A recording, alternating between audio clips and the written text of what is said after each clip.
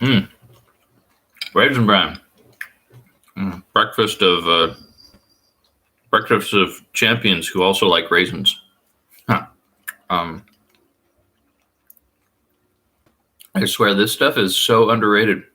Like little kids, like, what do you want to eat for breakfast? What kind of cereal do you want? You want raisin bran? They're like, no. Mm. Don't sleep on raisin bran. It's good. All right. Speaking of cereal, my wife said something to me just now, just before I started. She's going through the pantry. She's like, "Can I get you anything? Help you get started?" Because she knows I'm about to stream, right? And can I get you anything? Can I help you get started?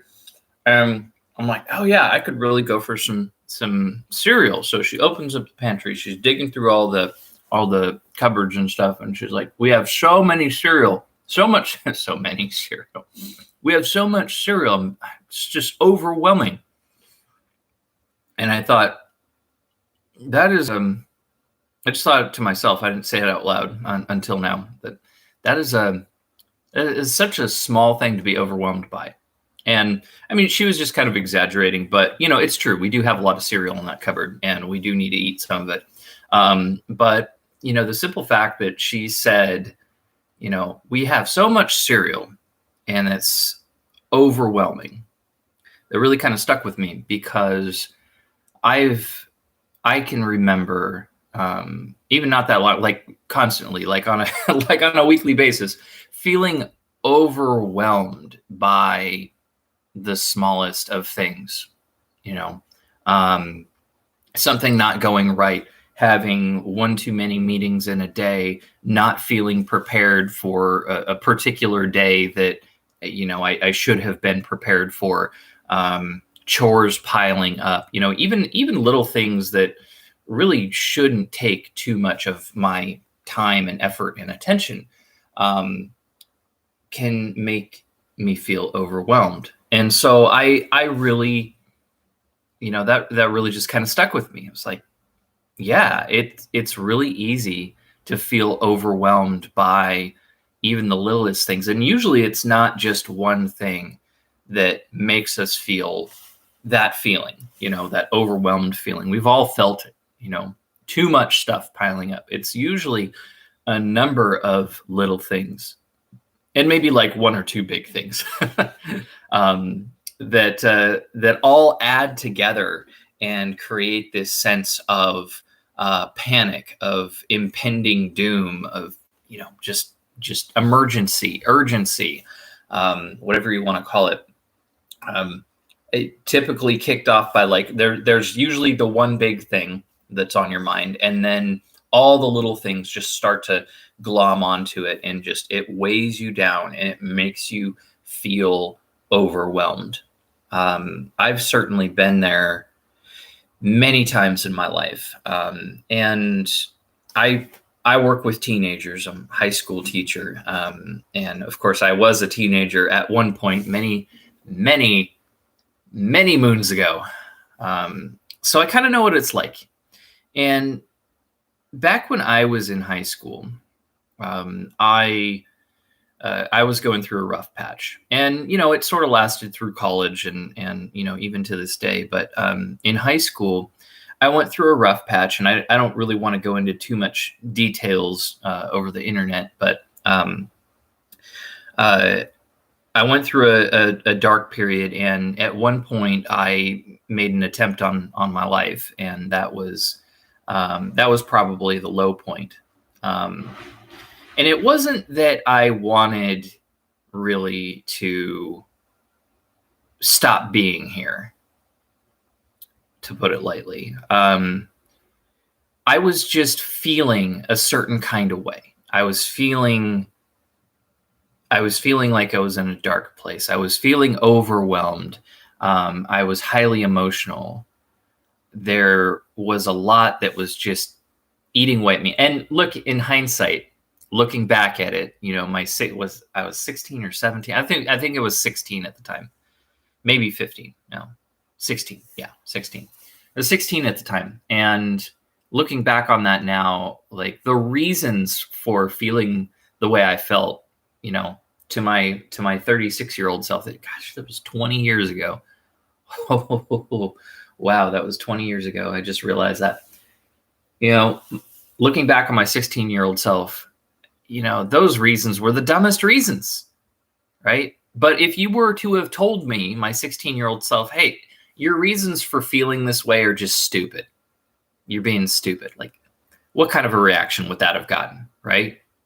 To me, my 16-year-old self, that was the things that I was worried about were the most important things in the world at the time. And you couldn't convince me otherwise. I was so hyper focused on those issues that I was going through at that time that it was like I had blinders on. Like, I could not see anyone or anything else in the periphery. I could not see any other way out except for, just the fact that I'm feeling the worst I've ever felt in my life. I'm feeling terrible. I hate these dark feelings. I just want them to go away. I just want them to go away. I need them to go away. And that's what led me to do what I ended up doing. It wasn't that I wanted, to have a particular outcome other than I just want to not feel like this anymore.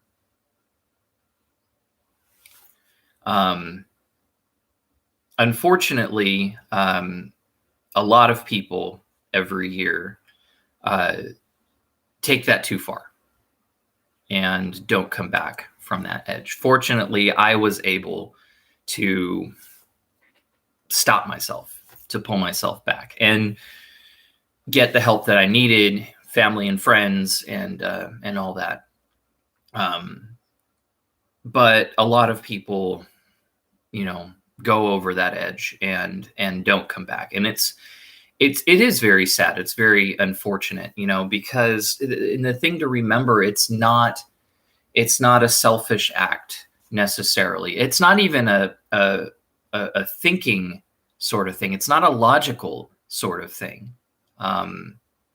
When people commit suicide, it's not something where typically, it's not usually something where, they're sitting there thinking like, oh man, I'm going to show everybody, this is for me. I'm doing this for me. No, they're usually not even thinking about it in that logical capacity. All they're thinking of is, I have this terrible feeling, and no matter what, I'll do anything to make this feeling go away. That's kind of how it is. That's certainly how it was for me. I'm not claiming to know, everybody else's experience in the world, but that seems to be the common ground. But it's not something that people think about in those logical terms. This is what I'm setting out to do, and this is going to be the outcome. And then let's review our progress later. No, it's not like that. It's, I need to make this stop by any means necessary. And you get tunnel vision, you get blinders on. Hopefully you are able to pull yourself, or someone's able to pull yourself back from that edge before something really bad happens. But I was bringing this up because, this is a topic that sort of, resurfaces with me, continually. Hey, Sam, this is a topic that resurfaces with me, occasionally, kind of cycles through, because that's kind of how mental health is. It's cyclical. Fortunately, I was able to get out of my teenage years with some good coping tools. I developed a lot of personal coping tools over the years to, sort of ride out those undulations of mood. Some people, need to have medication for, dealing with what they need to deal with, which, hey, if that's your deal, if that's what you need, that's what you need. You know, whatever kind of keeps you afloat, really. But even so, it's, those of us with, mental health issues or have had mental health issues in the past, that it's, there's ups and downs. And I think most of us, even those of us who don't, it doesn't rise to the level of like a disorder or something. Everybody has ups and downs. You have up days and you have down days. And so that's something that I think we can all relate to, and I'm bringing this up because, from time to time I start feeling overwhelmed, and I know now when to expect those feelings, when I start getting a lot of things piling up. Like right now, I've got a bunch of chores I need to do outside. I have to take the weed whacker and clear out a bunch of brush before too long, before it starts to all lay down. So, for fire breaks and stuff, because we got a bunch of grass on our property. So I got to clean all that up, and it's on the side of a hill, and it's a lot of work, but I only have to do it once a year, but I still have to do it. I got my brand new tattoo, which, is healing mostly fine. And I had one patch that I let get too wet in the shower, and the scab kind of rolled off. I know it's gross, but it kind of had to re-scab over, and it's taking longer to heal than I wanted it to. And, it's my own fault, but it'll be fine. It's just not where I wanted it to be right now. And then I've got a meeting later this evening, and I've got a class starting in 15 minutes that I need to get everything together for. And, I woke up this morning like feeling kind of overwhelmed because there's just a lot of stuff that I'm going to have to do. I know that I have to do in the next few weeks. And if I wasn't in a place where I could, deal with that, with mentally preparing for that, then I could definitely see myself falling back into some of those pits of despair and, having a much tougher time of dealing with those feelings. But again, that's why I've developed a lot of personal tools. When I start feeling overwhelmed with things that I know I have to do, making lists. I haven't made a list in like 5 days. I need to get back into it because that helps a lot. Making a list of things to do and then crossing things off. That feels really that really goes a long way towards getting a lot of those little things out of the way and making you feel good about the things that you do accomplish. I know I've talked about lists before, and I've had lists as part of my thumbnails, but need to get back into it. I need to find my notepad. I need some. I think it's in the garage. Also, what's really helped me is just constantly reminding myself that no matter how down, how dark you're feeling on a particular day, it will get better. It always gets better. Mood always improves. A lot of times when we're feeling on our lowest days, it feels like, oh man, how could this possibly get? It's like I can't stand it. I just feel terrible. For whatever reason, whether you're feeling overwhelmed or just just terrible, chances are you're already at the bottom. But the nice thing about being at the bottom is, it's all uphill from there. So, continue to breathe, continue to wait it out. If you got to do something, small, like something little, just to kind of get your mood up a little bit, do that. But it's when you're at that low point, it's just all uphill from there.